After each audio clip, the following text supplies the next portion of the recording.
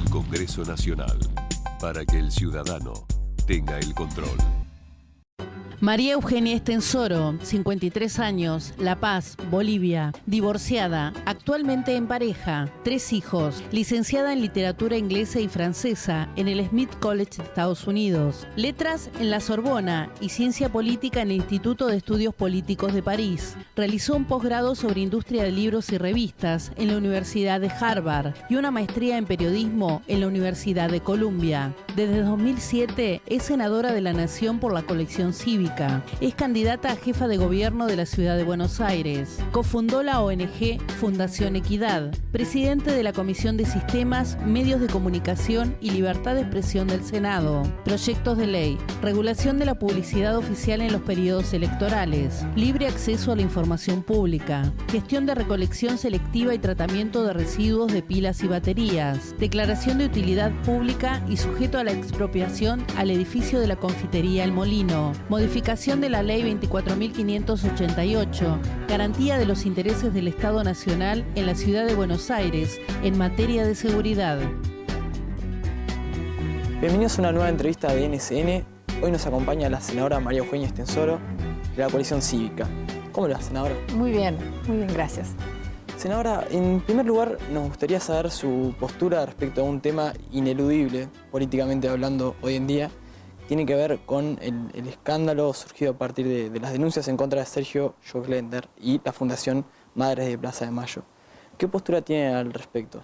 Bueno, es importante señalar que fue una primera denuncia de la coalición cívica de hace más de un año, donde de la diputada Tata Quirós y la diputada Maricela Chocaín, que presentaron ellos ante la Unidad de Investigaciones Financieras papeles que mostraban compra de propiedades y de bienes de Joclender que no se justificaban con lo que presumíamos que era su nivel de ingreso trabajando para una fundación que construía viviendas sociales con fondos públicos. Esta investigación, el organismo estatal que tenía que investigar durante un año realmente no hizo nada. Y no fue solamente, fue recién hace unos días cuando la prensa empezó a investigar el tema que el Estado, ante ya el escándalo, la situación que no se podía seguir tapando, silenciando, es como los organismos mostraron que tenían la información, pero no habían enviado los expedientes a la justicia. Recién esto ocurrió hace pocos días, que fue a raíz de la denuncia de las diputadas de la coalición cívica y después de la prensa que tomó esa denuncia y la siguió investigando. Acá lo que hay que investigar, además de Joclender obviamente, es si fondos públicos, cuantiosos fondos públicos, porque lo que dijeron ayer, lo que dijo el funcionario Fatala, de que hay 1.200 millones de pesos asignados a la Fundación Madres, este es un presupuesto fenomenal, es más que el presupuesto de muchos municipios y provincias para todo, no solamente para vivienda social. Entonces, si esos fondos han ido para el fin que estaban previstos, que es la construcción de viviendas sociales, o si parte de esos fondos han terminado en otros bolsillos, que es lo que se presume. Y eso se tiene que aclarar. Y acá hay responsabilidades no solamente de Joclender, porque cuando uno preside y dirige una fundación, que lo hace con un directorio, tanto él o la presidente como los miembros de ese consejo de administración son responsables legalmente y financieramente del manejo o desmanejo de esa organización. ¿De quién es la responsabilidad política particularmente?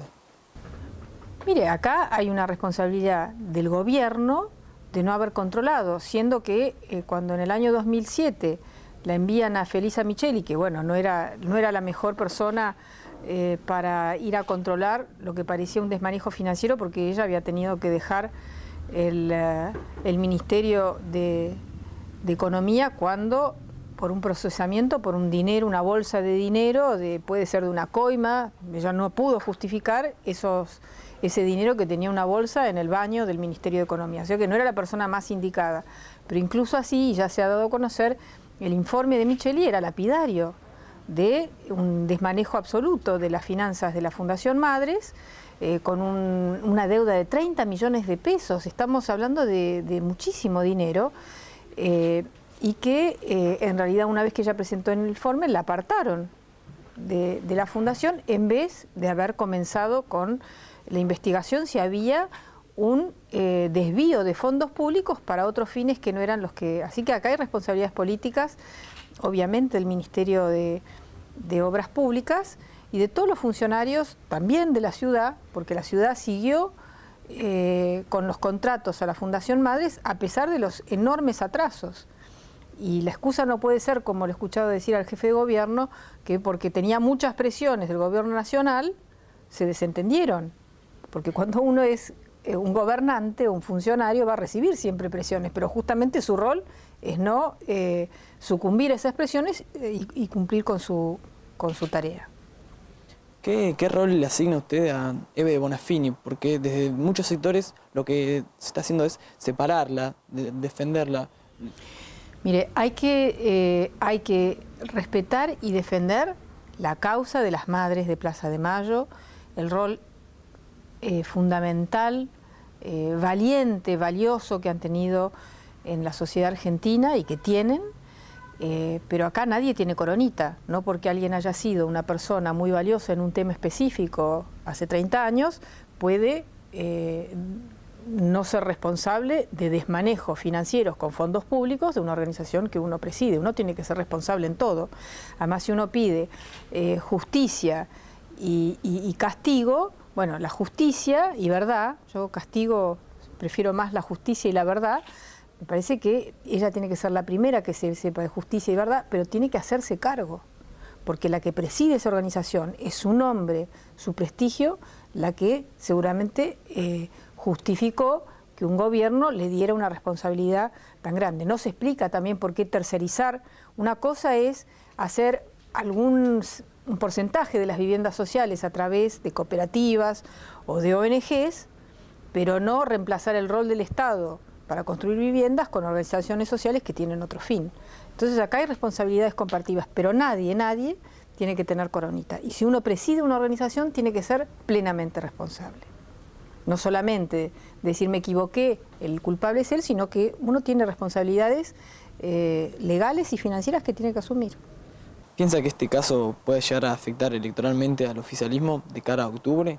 Mire, acá lo importante es que, primero, se sepa si el asombroso enriquecimiento patrimonial de Sergio Joclender se ha hecho con fondos públicos o con dinero del narcotráfico, porque no se le conoce actividades rentables lícitas, ¿no? Entonces, tendríamos que, eso se tiene que aclarar. Ahora, ¿qué efecto tendrá en las elecciones? Me parece que eso, la verdad que uno no tiene que hacer estas investigaciones por el efecto electoral, lo tiene que hacer porque nosotros tenemos que asegurarnos que los dineros públicos lleguen a donde tengan que llegar, y si hay dinero de la droga, del narcotráfico, de la venta de armas involucrado en el enriquecimiento de Joclender, que eso es lo que tiene que investigar la UIF, también lo tenemos que saber porque sería también peligroso que personas que son de la confianza del gobierno no estén también mezclados con otro tipo de negocios ilícitos. Así que por todos lados esto hay que investigarlo. El efecto electoral se verá, pero por todos lados hay que asegurarse que este tipo de prácticas no sean avaladas por el gobierno nacional y por la política argentina. Y después también quiero señalar que este caso no es un caso aislado, que Joclender debe decir, ¿por qué? ¿Qué tiene de malo que mi patrimonio se haya multiplicado por, no sé, 10, 20 en 5 años con fondos públicos, si hasta la pareja presidencial vimos cómo su patrimonio se multiplicó por 7 en pocos años, siendo funcionarios públicos, que es imposible? Yo les aseguro que es imposible ser funcionario público, presidente de la Nación, senadora de la Nación y enriquecerse. Cuando hay este enriquecimiento patrimonial es porque hay alguna otra cosa. Entonces creo que hay un modelo que viene de arriba que después obviamente los de abajo creen que eso es lo normal. No es lo normal, eso es corrupción y es ilegal. Siendo un poco en el tema electoral, ¿cómo ve posicionado hoy a Carrió a nivel nacional? Y además quisiera saber qué opina respecto a las últimas declaraciones que ha hecho el senador Cabanchik al decir que la coalición cívica está en su peor momento. Bueno, respecto de Carrió, yo veo que nosotros vamos teniendo cada vez más apoyo y credibilidad que la decisión tan dura que tomamos hace un año, que fue muy dura para nosotros, fue un debate interno complejo, cuando decidimos dejar el acuerdo cívico y social con el radicalismo y el socialismo, nosotros veíamos que no lográbamos poder hablar de lo importante que era cuál era el proyecto de país después de las elecciones del 2011, cuál era nuestro programa de gobierno conjunto, cuál era ese acuerdo de gobernabilidad que teníamos que formular, y toda la discusión era quién iba a ser el candidato a presidente, y había muchas internas al interior del radicalismo y al interior del socialismo que finalmente nos obligaron a dejar ese acuerdo porque no queríamos ir a una nueva alianza, engañar a la población, hacer un acuerdo para las cámaras, pero que después, el día que llegáramos al poder, no estábamos preparados y no había una armonía para la difícil tarea de gobernar. Bueno, hoy es evidente que esas fisuras y esos problemas que veíamos en el acuerdo cívico-social no era imaginación nuestra. Ni siquiera el radicalismo y el socialismo terminaron juntos, y esta discusión por quién va primero, quién es con quién, yo voy con uno, con el otro, voy para la derecha, voy para la izquierda, no se ha terminado de ordenar.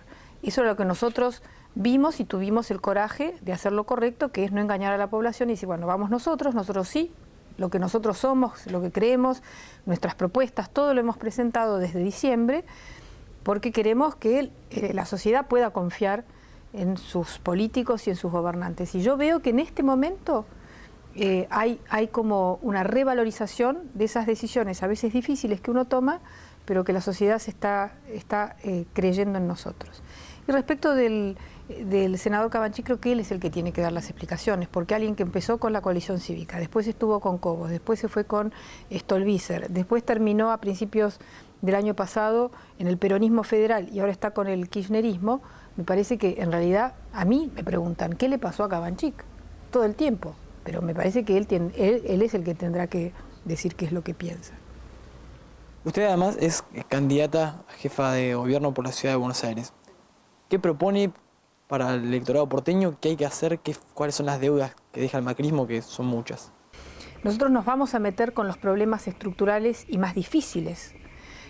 El principal es la inseguridad. Aparece primero en las encuestas, pero es lo que todo el mundo dice. Está desesperado, muy angustiado con el problema de la criminalidad cada vez más violenta. Y nosotros, después de haber estudiado el tema, nos damos cuenta que el gran problema es que en la ciudad de Buenos Aires están operando organizaciones criminales dedicadas al narcotráfico, la venta de drogas, a la trata de personas, la prostitución y la venta de armas ilegales indiscriminada. Ahí está sobreabundancia de armas, por eso si te quieren robar el celular, corres el riesgo que te peguen un tiro. Y esto no es solamente una sensación, la Procuración de la Nación ya ha dicho que en el año 2010 se triplicaron los robos seguidos de muerte. Y esto es porque hay estas mafias del crimen organizado operando en la ciudad de Buenos Aires que se esconden en las villas. No digo que la gente que vive en las villas sea criminal ni mucho menos, son las primeras víctimas, pero ya hace 2 años el padre Di Paola, el padre Pepe, todo el mundo sabe, el cura Villero, como se lo conocía, él denunció, dijo, el problema no es la villa, son los narcos. ¿Y qué pasó? ¿Se fueron los narcos? No, se tuvo que ir el padre Pepe, se tuvo que ir a Santiago del Estero, porque ni el gobierno nacional, que está a cargo de los delitos federales, ni el gobierno de la ciudad, que tendría que haber intervenido para exigir que estas mafias dejen de guarecerse y de operar, y no solamente de vender, sino de fabricar droga en las villas. También hay otros barrios como Constitución u 11, donde hay organizaciones criminales que tienen amparo de la policía, de la política y de la justicia para funcionar. Hasta que no enfrentemos este problema en conjunto con la Nación y con la provincia de Buenos Aires, no van a bajar los niveles de delito, porque podemos discutir si la federal sí, si la metropolitana no sé qué, pero tenemos la metropolitana, ¿bajó o aumentó la inseguridad? Aumentó, porque no estamos definiendo el problema correctamente. El problema es el que yo estoy diciendo, tenemos que ocupar toda la ciudad, todos los barrios, tenemos que llevar los mejores servicios de gobierno, de educación, de cultura, de deporte, de inclusión social, de salud, a los barrios más carenciados, ¿sí?, para que las mafias salgan de estos lugares. Y esto es un trabajo conjunto con la Nación. Yo voy a trabajar en conjunto con la Nación, pero me voy a ocupar de eso porque yo no soporto vivir en una Argentina que supo ser una sociedad armoniosa, igualitaria, con los niveles de pobreza estructural, de desigualdad y de abandono de sectores sociales como los que uno ve en la ciudad de Buenos Aires.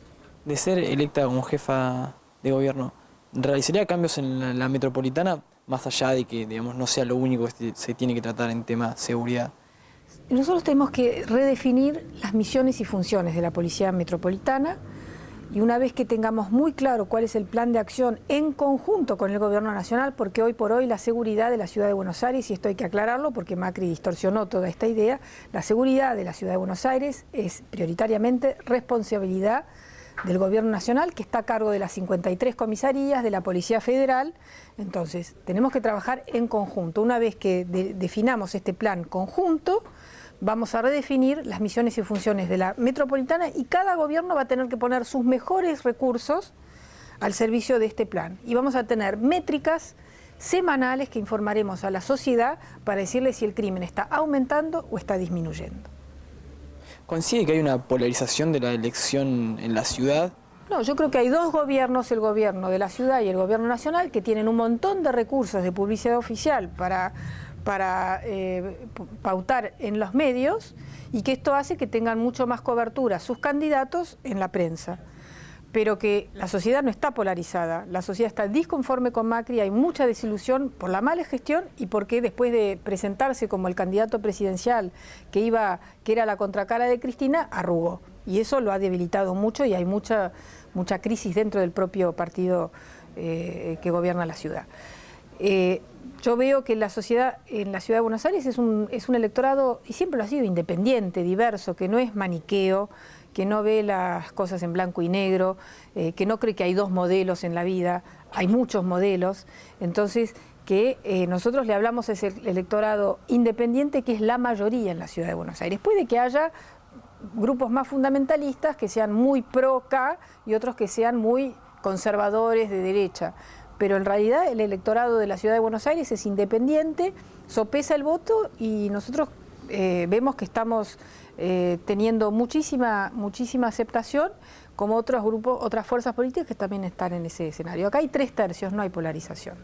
Un tema del que usted hacía mención es el tema de la publicidad oficial. ¿Cómo afecta a los partidos de la oposición el reparto de la pauta? Pero muchísimo, porque se imagina ahora en campaña. Yo voy a tener un presupuesto muy mínimo de publicidad, porque nosotros nos financiamos legalmente, o sea que básicamente son los aportes que hace el Estado a los partidos políticos y los créditos que sacamos los candidatos de la coalición cívica para financiar las campañas.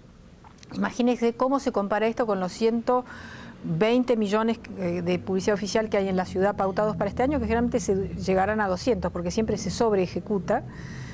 Y lo mismo con la candidatura que ya vimos, el Frente para la Victoria. Bueno, estamos viendo el abuso de publicidad que hay con esta publicidad que de Macri, del bienvenido y de vamos bien juntos. Yo no veo que vayamos bien, vamos peor en seguridad, vamos peor en basura, vamos mucho peor en tránsito, vamos peor en educación, vamos peor en pobreza. Yo no sé esto de que vamos mejor juntos, no sé a dónde estamos yendo mejor juntos. Será para algún grupo muy pequeño, pero la mayoría va peor. Entonces, la publicidad oficial, que trata de lavarle el cerebro a los ciudadanos con fondos públicos, evidentemente es una competencia desleal. Por eso nosotros hemos pedido que se suspenda la publicidad oficial durante el periodo electoral, tanto en la Nación como en la ciudad. Y además hay que señalar que, así como en el Congreso de la Nación estamos discutiendo una ley que establezca criterios objetivos para la distribución de la pauta de publicidad oficial, para que la pauta oficial no pueda tener a los funcionarios haciendo propaganda de su imagen, de su nombre, porque eso no es publicidad oficial, eso es propaganda personal que se tiene que financiar con el dinero de los partidos, no del gobierno, no del Estado. Esa ley que se aprobó en la Ciudad de Buenos Aires por unanimidad, Macri la vetó. O sea que lo que parece diferente, el kirchnerismo y el macrismo tienen una misma concepción del poder y una misma manera de hacer política. Como senadora, le agradecemos que haya formado parte de esta entrevista. Bueno, muchas gracias. Muchas gracias a usted. Ha sido la senadora María Eugenia Estensoro, de la coalición cívica, también candidata a jefa de gobierno por la Ciudad de Buenos Aires. Le agradecemos, hasta la próxima entrevista. NCN, Noticias del Congreso Nacional, para que el ciudadano tenga el control.